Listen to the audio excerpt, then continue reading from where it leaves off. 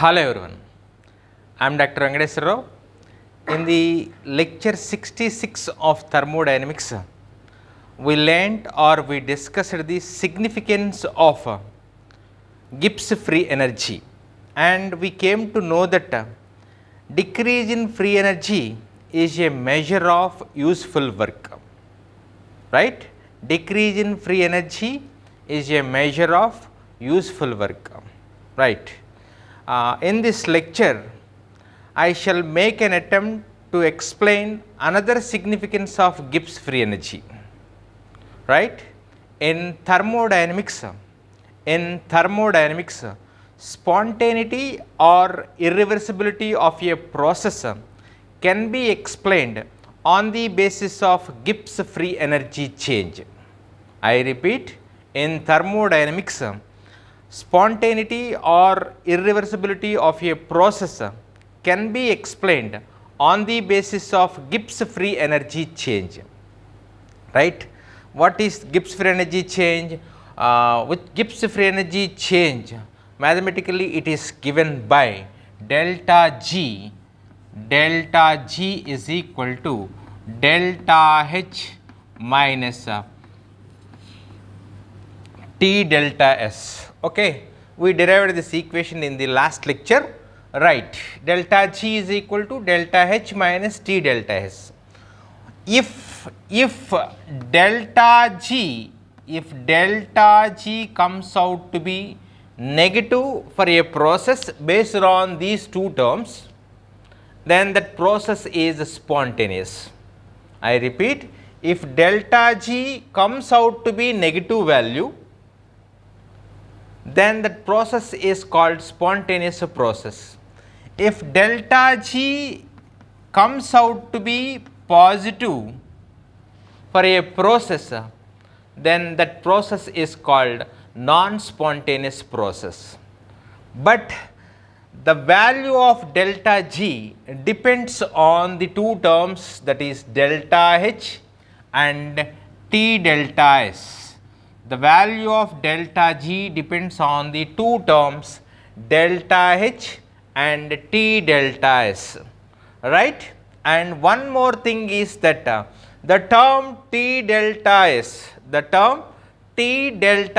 may have larger values at higher temperatures due to increase in randomness at higher temperatures, right? Did you get the point? The term T delta S may have larger values at higher temperatures, because due to at higher temperatures randomness increases and that randomness is multiplied with higher temperatures, then this term may have larger values, right? And coming to the delta H, but delta H does not undergo appreciable change with temperature, right? But delta H does not undergo appreciable change with temperature. Therefore, delta G is the value of delta G, that is change in free energy of a process, What is process? Any chemical reaction that is under study, right? So, Gibbs free energy of a process is influenced by temperature, right? Because at higher temperatures T delta S may have larger values, right? So, delta G or Gibbs free energy change of a process is influenced by temperature, or temperature influences the Gibbs free energy change of a process, right? And the effect of or the influence of temperature is different for exothermic reactions and endothermic reactions, right? I repeat, the influence of temperature is different for exothermic reactions and endothermic reactions. Okay, whatever the concept is, you should keep one thing in your one thing that you should keep in your mind is that change in Gibbs free energy, okay, decides the spontaneity, that is the change in Gibbs free energy decides the spontaneity or irreversibility of a process, right. So, that delta G is influenced by temperature, and the influence of temperature is different for exothermic and endothermic reactions, right. Let us see exothermic reactions first. Okay, what happens, how this delta G value varies in case of exothermic reactions, right. Exothermic reactions. Exothermic reactions. We all know that for exothermic reactions, delta H is always negative. Delta H is always negative. Okay, we know this conclusion from the earlier classes, from the previous classes of thermodynamics. For exothermic reactions, delta H value is always negative. Okay, but we are trying to measure, we are trying to know the value of delta G for exothermic reactions. Okay, so what is that equation? Delta G is equal to delta H minus T delta S, right. So, for exothermic reactions, delta H is always negative, right, but the term T delta S can have either positive or negative, right. This term T delta S can have either positive or negative, right. So, for example, if T delta S is positive, if T delta S is positive, if T delta S is positive, let us see what is the sign, what is the value or what is the sign of the value that delta G acquire or delta G get, right. So, delta G is equal to delta H minus T delta S. Okay, for exothermic reactions, delta H is always negative, and this is the delta H value is always negative, and this is the equation minus symbol, and T delta S may positive or negative. Now, let us take T delta is positive. If T delta S is positive, okay, minus into plus, that is minus, therefore, this is minus and this is also a minus, therefore, finally delta G comes out to be or comes with a negative sign, that is negative sign, right. Delta G comes out with a negative sign. When delta G comes out with a negative sign or delta G comes out with a negative value, that is spontaneous at all temperatures. But in this case, delta G is negative, so process is spontaneous at all temperatures, right.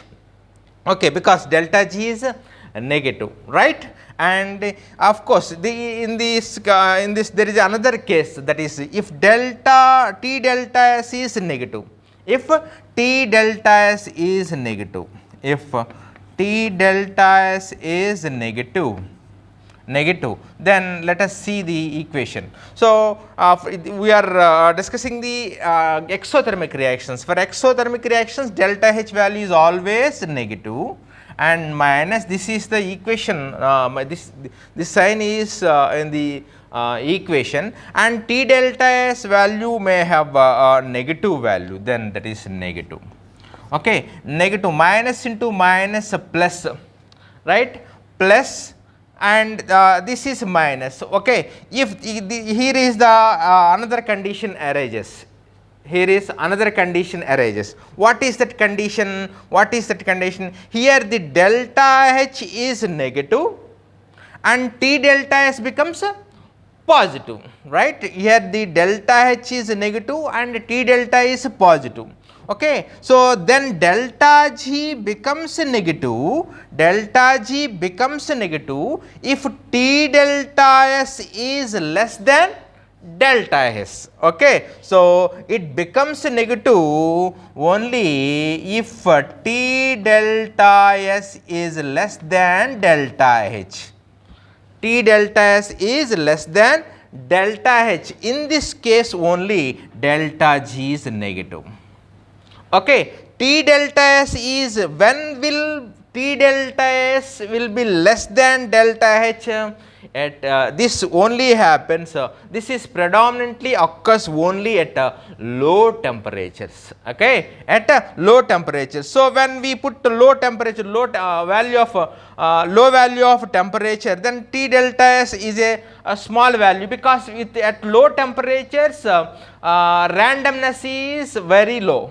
So that's why T delta, the quantity T delta S value is less than delta H, and if T delta S is less than delta H and delta H is negative value, therefore delta G comes out with, or delta G get the negative sign, that is the delta G value for such process, or in this case would become negative, right? Therefore, this happens only at low temperatures. So, delta G is negative.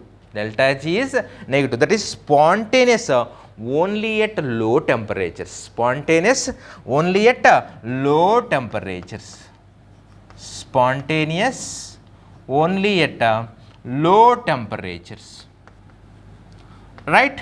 Now, let us take another case. That is, if T delta S is greater than delta H, if T delta S is greater than delta H, that is T delta S value is positive. Already T delta S, based on this equation, T delta S have a positive sign, and if T delta S is more than delta H, then delta G get positive sign. Okay, it only happens when will T delta S is more than delta H? At higher temperatures. Okay, at higher temperatures. Therefore, delta G becomes positive. Okay, that is delta G becomes positive. That is non-spontaneous. That is non-spontaneous at high temperatures. Right, at high temperatures. So there are three cases. One case is if T delta S is positive, then the process is always spontaneous at all temperatures. But if T delta S is negative, delta G becomes negative only when T delta S is less than delta H. Okay, and delta G becomes positive only if T delta S is greater than delta H. Right?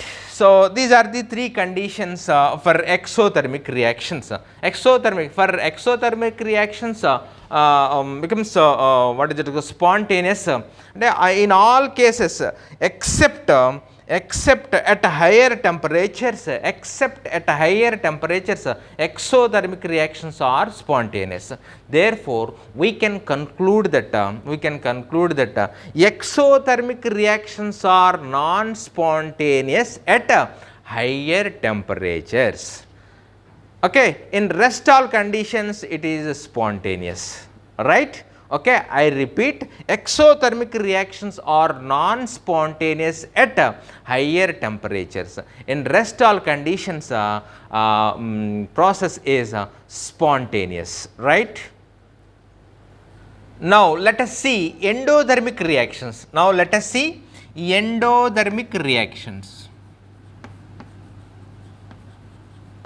Endothermic reactions. For endothermic reactions, delta H is always positive. And T delta S can have either positive or negative. Okay, let us calculate the delta G in various cases. Delta G is equal to delta H minus T delta S. Alright.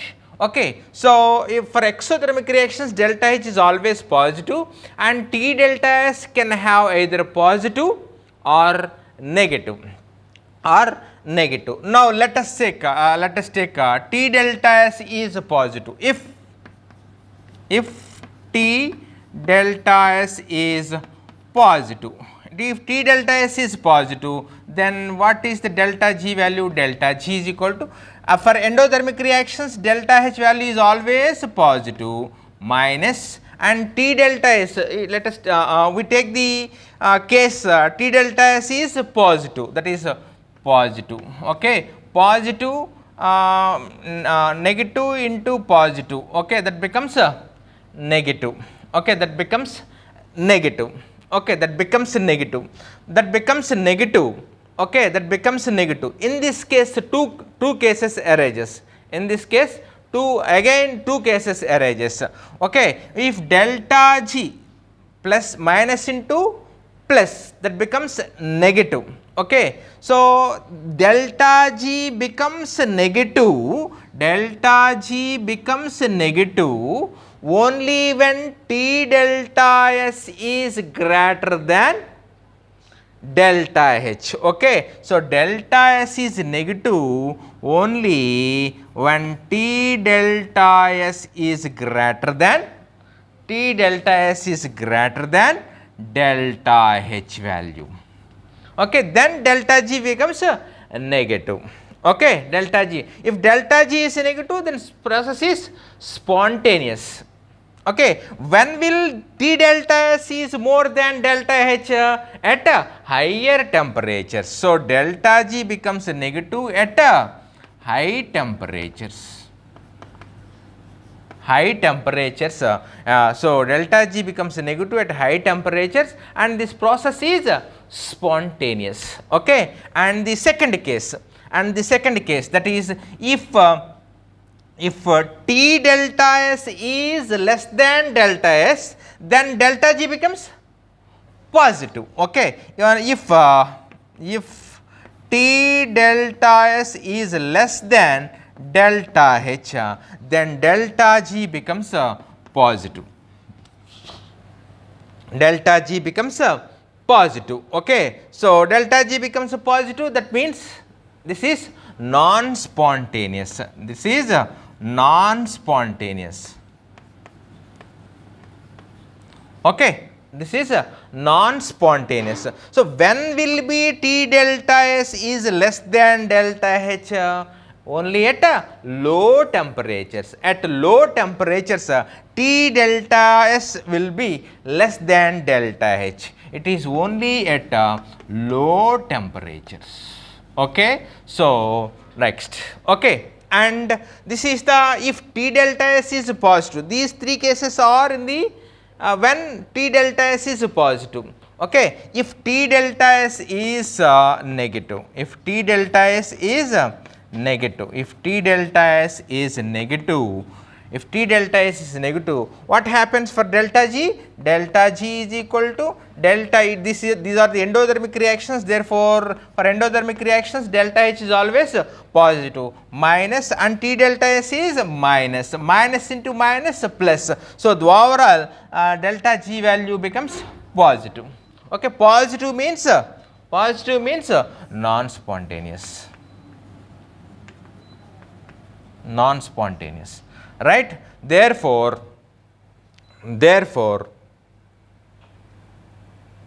okay, therefore in endothermic reactions are non-spontaneous at low temperatures. Endothermic reactions are non-spontaneous at low temperatures, okay. I shall prepare the tabular form for all these cases, okay. I shall tabulate these cases in one tabular form,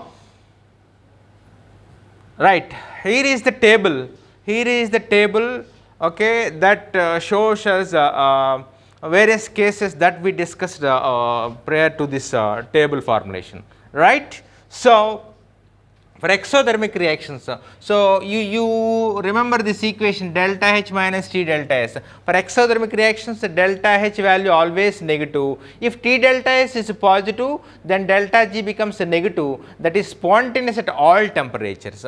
Okay, for exothermic reactions delta H is always negative. If T delta S is negative, then this delta G is negative, spontaneous at low temperatures. This will only this happens only at if T delta S is less than delta H, right? And if it is positive, then it is non-spontaneous at high temperatures. Okay, and that is for exothermic reactions. For endothermic reactions, delta H is always positive, that is positive. If T delta S is negative, delta G becomes positive. Positive means non-spontaneous at all temperatures.